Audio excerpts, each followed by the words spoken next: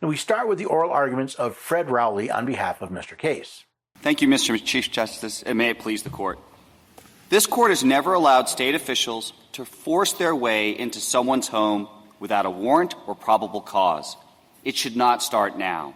There is no liberty interest more deeply rooted in the Fourth Amendment than the sanctity of the home. The Court has long recognized that physical entry of the home is the chief evil against which the wording of the Fourth Amendment is directed.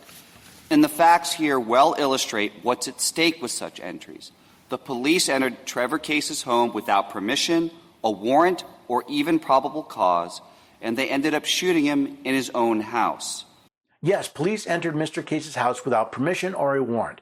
But did they have probable cause? Now, probable cause is defined as apparent facts discovered through logical inquiry that would lead a reasonably intelligent and prudent person to believe that an accused person has committed a crime, therefore warranting his or her prosecution.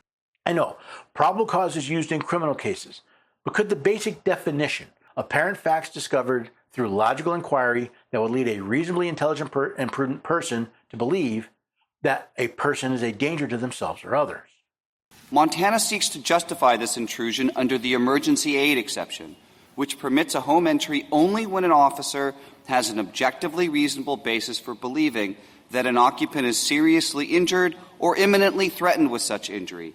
As Montana previously acknowledged, that standard, quote, requires, in function if not in form, that officers have probable cause to believe someone's in danger and requires immediate assistance, close quote. The emergency aid exception to the warrant requirement is pretty simple. If someone is seriously injured or in imminent danger, well, then law enforcement can enter without a warrant. But what standard is needed to show that there's a good reason to enter without a warrant? Now, Montana insists probable cause is not the right standard, but it also doesn't defend the reasonable suspicion standard applied by the Montana Supreme Court below. Instead, Montana and the United States asked the Court to adopt some other threshold that would permit officials, for the first time, to breach the sanctity of the home when they don't have permission, don't have a warrant, and don't even have facts leading to a fair probability that an emergency is actually taking place within the home. Much of this case is going to boil down to those two phrases, reasonable suspicion and probable cause. I've already defined probable cause, so let's define reasonable suspicion. Reasonable suspicion is a legal standard of proof in the United States law that is less than probable cause, the legal standard for arrest and warrants, but more than an inchoate and unparticularized suspicion or hunch.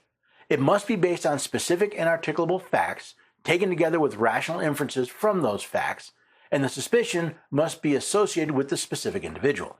So Mr. Case thinks the police needed probable cause to enter a home without a warrant, while Montana thinks the standard should be reasonable suspicion. Mr. Case thinks that reasonable suspicion is too vague a standard. Their proposed reasonableness standard is so vague that not even the state and its amici can agree on what it means. And its open-ended balancing approach invites abuse and confusion, leaving police and first responders without the guidance they need and citizens without the security promised by the Fourth Amendment. The Court should adhere to the textual and traditional standard of probable cause. I welcome the Court's question.